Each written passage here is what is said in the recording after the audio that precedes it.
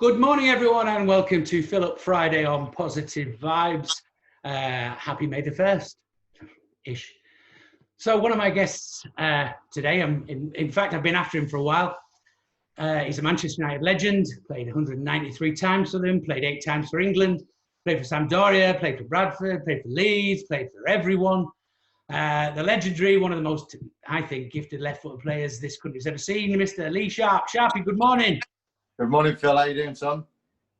All right. Bit of the same, innit, really? How are you doing? Yeah, all right, mate. Professional children's entertainer. Yeah, well, yours are what? Young, aren't they? 2 and 3. I've got 14 and 16 decided to entertain. Yeah, you've got a totally different ball game going on there. Oh, you better believe it. Yeah, exactly. So listen, mate, I'm so pleased you're on, and we've known each other a long time. I want to go back to your childhood, really, because I read somewhere that you come from a footballing family, and your dad used to pick you up, and because you were naturally left-footed, they found out then that you got your mum to roll the ball to you on your right foot. Yeah. My dad was a bit football obsessed, I think, as a younger man. And yeah, as soon as I come out as a boy, it was like, right, he's going to be a footballer. So as soon as even before I could walk, he was swinging between his legs at a football. And then he realised I was left-footed. He used to have my mum lie behind me in the living room holding my left foot, throwing the ball to my right foot, making sure I could kick with both feet, which obviously never worked. Yeah, right. Yeah, well, you know what? That's dedication, mate. So you go down at the age, you go to Birmingham, at the age of 15 or 16, you get YTS and you go down to Torquay, which is a hell of a distance from where you were, because it's Hales Owen, it's Birmingham, you're a black country boy. Yeah, well, I was at Birmingham. I signed school performance at Birmingham since when I was 15. They let me go when I was 16, saying I lacked the aggression to be a top-flight player. Ended up down at Torquay on trial with a few pals of mine, got offered a YTS and moved 300 miles away from home at 16, which was a pretty scary thing, but probably probably the making of me as well. Yeah. I mean, it's a long way to go, but you had a great manager, Cyril knows, because he went up to Hartlepool, where I'm from, and he was a decent player himself. So he took you under his ring, wrapped you in cotton wool, no doubt. Yeah, he was an unbelievable manager for me. Really aggressive bloke, unbelievable player, silky left foot. And yeah, he really looked after me. Played me in a couple of home games where the away fans were barred, so the atmosphere was a bit friendlier. Looked after me in training. He invented a game called Murder Ball to help a couple of us get a bit more aggressive in training. Murder Ball. Go on. But yeah, he was fantastic for me, Cyril. So what's Murder Ball? Well, there's a couple. We used to have 6 first years and 6 second years apprentices. A couple of us were a little bit lightweight and a little bit sort of lacking in aggression. So a little concrete square at the football ground, and we used to play first years versus second. No rules apart from you can't punch. That was the only rule. So everybody just kicked lumps out of each other, and you sort of learnt how to protect yourself, how to take a kick in, how to give a kick in, and it just sort of put that a bit of aggression in me that I was lacking. Cool, fantastic. So you went into digs, and I'm going to kick on here because you went into digs, and you were supposedly the next big thing. That's what they were talking about at the age of 16, and then someone comes knocking, and that's Mr. Ferguson. Yeah, well, I'd only played like 3 or 4 times in the first team, I think. I'm only sort of 6 months out of school, and we play a game on a Friday. Manager and secretary come round. Landlady's mate knocks me out of bed and says, the manager and secretary downstairs. I sit down in the dining room. They say, we've just been in the back of a Jaguar for an hour and a half with Alex Ferguson, Archie Knox. They're not leaving Torquay till they shake your hand in the morning. They want to take you to Manchester United. So speechless is a bit of an understatement. And there was no inkling. I mean, that's like 8 months from start to finish. No, absolutely no inkling whatsoever. I started at Torquay in July. I think I remember debut against Exeter in the October. Then didn't play for a while. It probably got to about, I think it's probably the January, February time. Played a game, and that's when they said, "Oh, United want you." So I'd barely been out of school, so it's unbelievable shock. So you go from Torquay, you get on a train, and you met the other end by Mr. Ferguson. Yeah, he met me off the train. Took me around Old Trafford. Met all the restaurant staff, all the secretarial staff, all the office staff, and laundry ladies, and give me a full tour. I had a couple of days training, and then met Torquay's first team. I think we were playing Tranmere, so I met there. and then started the season because I couldn't sign until I was 17. I'm 17 till the end of May, so finished the season at Torquay, and then started next season at United. I mean, that's incredible, really, when you think about it. I mean, Right. you're still a schoolboy. Absolutely, yeah. I'm still, like I said, 6 months out of school, 7 months out of school, and I'm training with the United first team. It was phenomenal. It's a bit of a team you're training with as well as some decent players there. I mean, I know a few of them from that time, Pallister and Bruce. And Well, actually, when I first got there, Pally wasn't there. Pally signed after me. So I had Bruce here, I had Paul McGrath, Norman Whiteside, Jasper Olsen, Gordon Strachan. So proper old school team I was with. So, and again, I know Big Norm and McGrath and Robson. So you were thrown into interesting after the game then, straight into the pub, no doubt. Well, they were. I certainly weren't. No, I'm not saying you were. I'm saying they were in restaurants and on the wine and the beers and having lunch in town. I was in the canteen at the training ground. I'd bob into town for a bit of shopping, have a little wander around. Got caught by Norman Whiteside and Robson and McGrath and a couple of others, and I got told I had to drive Norman Whiteside home in his XJS one afternoon. Oh, fantastic! He was too drunk to let me know where he lived. I had no idea where I was going. Drove around Manchester for about an hour, dropped him back at the same place, and took his XJS back to the digs in Salford and had a joyride with the lads. Fantastic! Well, I mean, but the thing about them is that Robson and the like, tremendous footballers, but they could handle it. Well, certainly Brian could. Next day, hardest trainer. Next day, up he gets. So that culture was just part of every team's culture then, wasn't it? Your few drinks after the game. That was old school football. Yeah, you work hard, you play hard. The lads like the beer. Yeah. That was the problem. The manager pulled in a couple of years later. Pulled in myself, Keeney, and Pally because we were sort of like we were the three going out. He said, "Listen, don't try and be another Brian Robson. You can't drink like he can and train like he can and play like he can." And we're like, "Listen, we avoid Brian Robson. We don't go anywhere near him because he'll just ruin us." So, yeah, he was on a different level, Robbo. I mean, that Captain Marvel tag is, it sticks with him because having met him a few times, see him, he still looks good. He's still physically fit, So, but tell me about when you go down into the. I read somewhere that when you did go out later on in the thing, a few of the lads. So you get 30 first team, apprentices, youth team, reserves, all in one place, and then you'd have pints lined up for the boys and. Oh, that was on the lads' day out. We'd always have like first team reserves. Everyone have to turn up. Robson would make sure everyone was out. It was a team building thing, and you'd get the round in. It'd be pints of beers for the old boys and bottles of beer for us younger trendy ones. A large Malibu and pineapple for Pally, the big meathead centre half. It was a double. I'll give him that. Oh, right, yeah. Well, there'd be a bottle of champagne at the end of the table for who are Cantona, and then a large Diet Coke for Gary Neville. Captain Sensible. Yeah, perfect. I mean, that team that you were in was the start. I suppose that I'm just thinking now that the kids of '92 will have been coming through towards the end of there because you were unlucky with injuries, weren't you? I didn't realise how many times you were injured. Yeah, I don't know whether I got through a full season without being injured. I always had some sort of English. So obviously some were a bit worse than others and kept me out for longer. But even in the seasons where I didn't miss too many games, I still had like a couple of calf strains that would keep me out for 3 or 4 weeks at a time. I've had a broken ankle, broken wrist, viral meningitis. So I had like quite a lot of them were sort of big chunks of the season that I missed through injury. So it was, in one way it was a shame for what happened back then, but now I think it probably has helped my body and my body's not that battered because I've not played 50, 60 games this season. Well, there's not many people. That's a logical way of looking at it, without a doubt.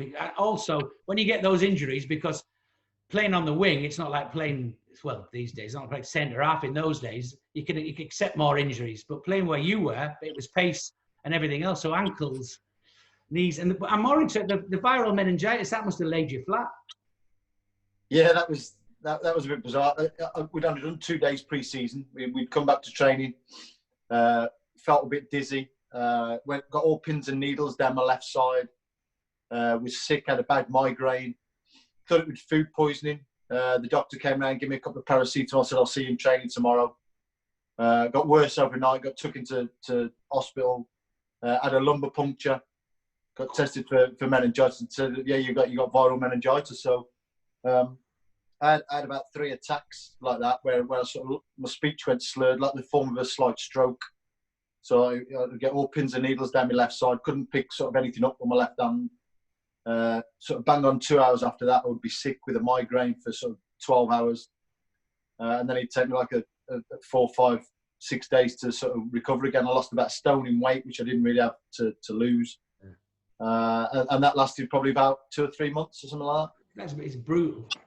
But so, well, going back to that United team. So you've already mentioned him there, as they say, who came from Leeds. What was he like? He was very much. He sort of kept himself to himself. It was funny because he'd probably been in the dressing room, I don't know, 6 or 8 months, and we thought because the jokes would fly around the dressing room, and he would sort of giggle at some, and we would give him a bit of stick now and again. He'd just sort of shrug his shoulders and go, ha ha, and sort of giggle, and we didn't know whether he was laughing or whether he wanted to kill us. And we just thought, you know what, he just doesn't speak a lot of English. So he's not getting everything that's going on. That's why he's quite quiet, so he's not saying a lot. And then about 6, 8 months later, we realised that his wife was actually an English teacher. So he knew exactly what was going on all the time he was there. He was just kidding us on. But he was a legend. He was a legend. Great. You know, he's an amazing footballer. I mean, I just can't believe coming from Leeds, because I did a programme called Where the Heart Is, and Leslie Ash played my wife, of course. So there was all sorts of rumours of why he left Leeds and everything else. But it's got to be one of the bargains of the century, and it was £1 million. Yeah, unbelievable. I think what happened was as well, Howard Wilkinson rang up Fergie to buy Dennis Irwin back. And he said, he's not for sale, but while you're on the phone, what are you doing with Cantona? Oh, fantastic. And he said, he's doing me head in, you can have him. He went, right, send him over, I'll give you £1 million. And that was about as quick as the deal was done, I think. Really? And from that £1 million.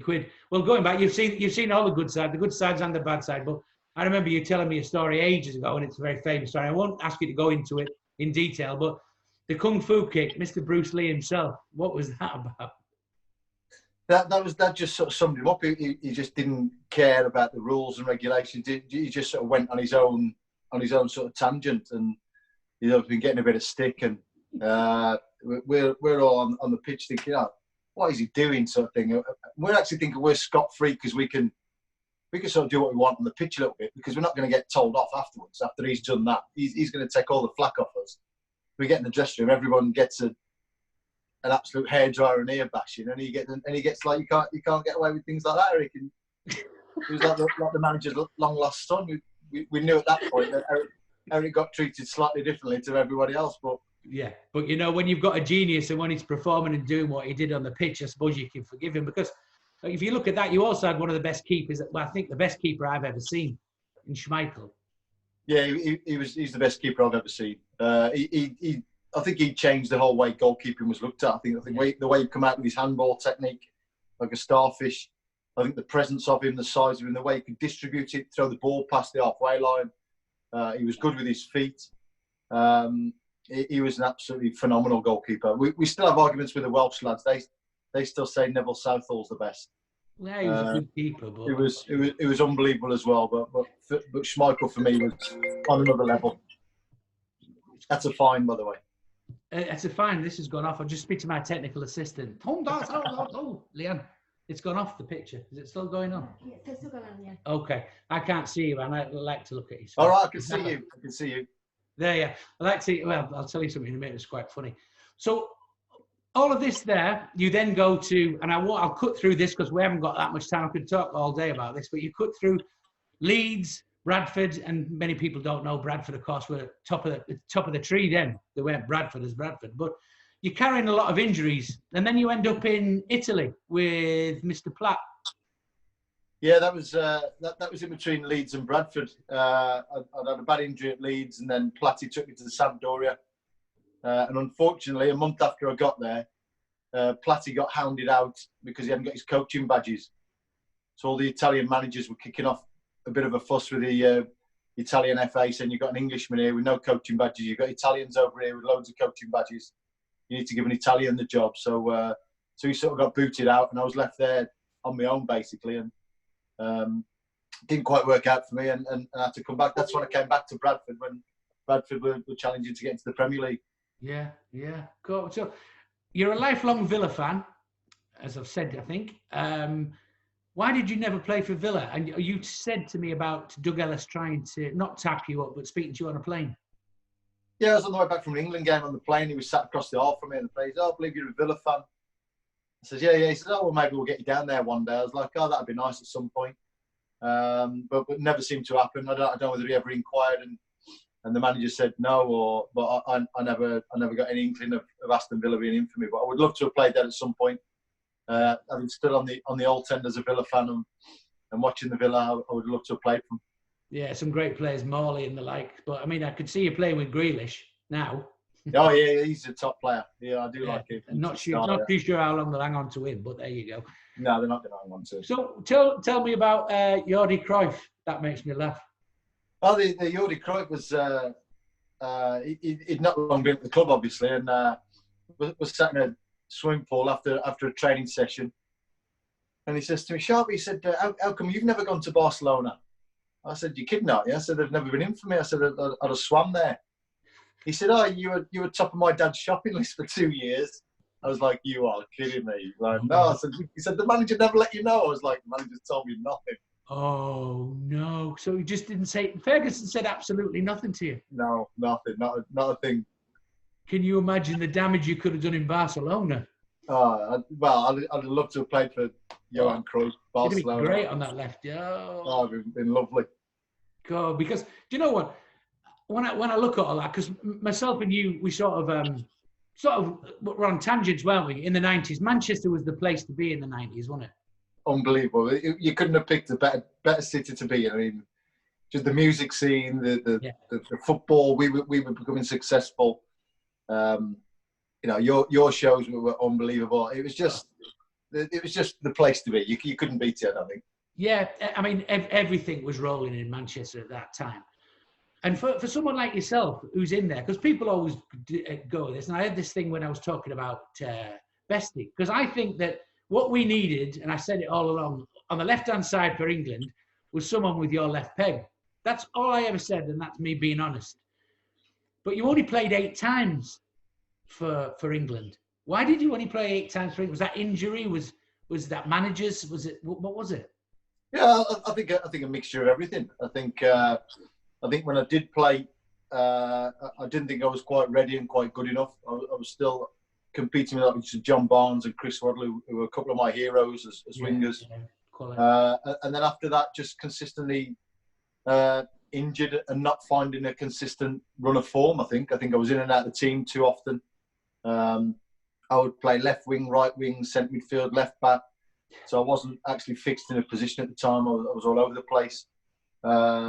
And just didn't play well enough for long enough periods of time. The managers changed it a few times. So just didn't get another chance after that. It does depend a lot on the managers, doesn't it? If you go back, I remember people like Frank Worthington, who are, a great footballer. I don't think he played once, maybe twice for England, but that was all down to Don Revie, who ruled with an iron fist and decided who played and who didn't, and wasn't into what we would call flair players, wanted that solid, sturdy England. So people like Hudson and Bowles, and that must have happened then as well, although what you've just mentioned too, Waddle and Barnes were of that ilk, weren't they? Yeah, I mean, they've always had decent wingers. I think you can look back and there's always a few ball players that miss out. I think Matt Letizia didn't play too often. Yeah. An unbelievable player. So there's always a few like that. And it does depend on what manager is picking the team. They've got to pick a formation that as you playing in it, and they've got to like you as a player. So.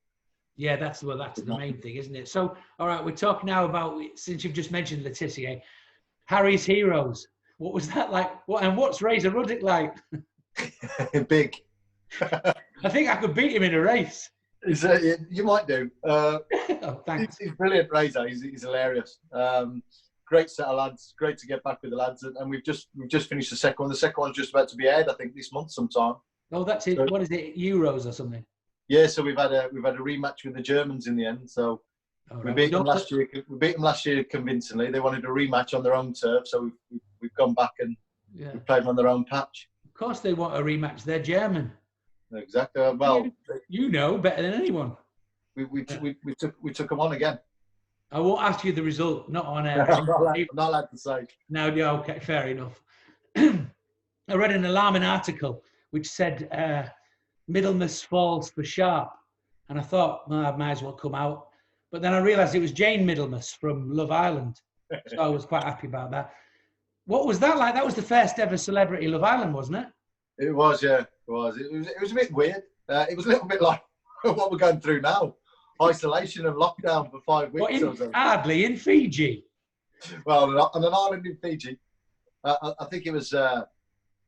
Yeah, I mean, you can think of worse places to be, but I have to say, they only let us have a drink about 3 times out of 5 weeks. So it was we had no radio, no TV, no newspapers, no books. So it got a little bit Groundhog Day-ish, a bit like we're having now. Yeah. But it was interesting. It was interesting. Fortunately, I was on there with some good characters, so it made it a lot more fun. Yeah, yeah. I was looking at the cast list, Callum Best and everyone else. I was thinking, and I mean, it was interesting, wasn't it? Yeah, it was good. I mean, Callum's a great lad. Greco was a lovely fella. Frank Cosgrove, and then you've got Titmus, obviously, who's quite entertaining. Yeah. Liz McLaren from Atomic Kitten was lovely. Jane was an absolute psycho, but entertaining. So it was good. Paul Denan entertained us all. It was really good. So what now for Lee Sharpe? What would you like to do? Because you don't seem to be heading for a football pudding. I see you pop up all over the place. What do you want to do? Do you want to go into that business? I know you've got businesses, you've got all sorts going on. Where do we see Lee Sharpe heading? Good question. I wish I knew. I don't really know, to be fair. I suppose the main priority at the moment is the 2 kids and helping out with the 2 kids at home. Yeah. Play a bit of golf when I can. Like you said, a couple of little businesses here and there that we're trying to promote. But other than that, I don't really know where my passion and my love lies at the moment. Well, good. You know what I mean? You don't have to, do you? Because we all change anyway whenever we come out of this. So who knows? Well, that's it. My opportunities are open now. So whatever this leads to, I'll be ready to take on whatever comes. Well, I'm sure it'll lead to many things, and it should do, because you've always had a smile on your face. You've always played with a smile on your face, and it's the way forward, man. Don't take life too seriously. Absolutely. So let me ask you, before we wrap up now, because I'm getting the signs here. I put you in lockdown by yourself, and I do this every week.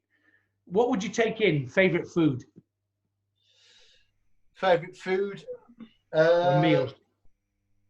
I'd have to take fish and chips from the chippy or bangers and mash. Perfect. What would you take in as a drink to wash it down? That would be a lager or a red wine. Lager or a red wine? You can only have one. Okay, I'll give you 2. I'll take a red wine then. Take a red wine. Red wine, bangers and mash, or fish and chips. Right. So I'm doing a film on Lee Sharpe. Which Hollywood actor will play Lee Sharpe? Oh, I've got to pick a good one. I'd have to go with maybe Woody Harrelson. Oh, all right. Because I see where you're coming from. And what about? Quite cool. I like that. Yeah. What about the Mrs. Lucy? Who's going to play her? Oh, who would have Be good. Do you know what? I don't even know that many actresses' names. Let's say Angelina Jolie. Yeah. Who's the girl that brands the Jack Daniels? Eva. Can't remember what her name is. Oh, we'll have her. The one who brands the Jack Daniels. I knew it'd be involved with Jack Daniels, right? And so we've got that. Listen, there's nothing. Oh no, who would play Alex Ferguson? Boomf. Oh, that'd have to be someone like I don't know, maybe a Mickey Rourke or someone like that. Oh, that's all right. Okay, and finally, who'd play Roy Keane? Oh, Mr. Angry. Well, mate, he's a complex one because he's Mr. Angry, but he's also really funny. Yeah, yeah, I've heard that. Yeah. So which actor is really funny but really aggressive? All right, Joe Pesci. Let's have He's it. not bad. I'm not sure he's. Yeah, he'd be not bad to be fair. Yeah, it's not Right, bad. listen, mate. Lots of love. Stay safe. Thank you so much, Sharpie. Really appreciate it. And good No luck, problem man. at all, mate. Take it Yeah, easy. thanks a lot, pal. And See you good luck with later. the boys. Cheers, pal.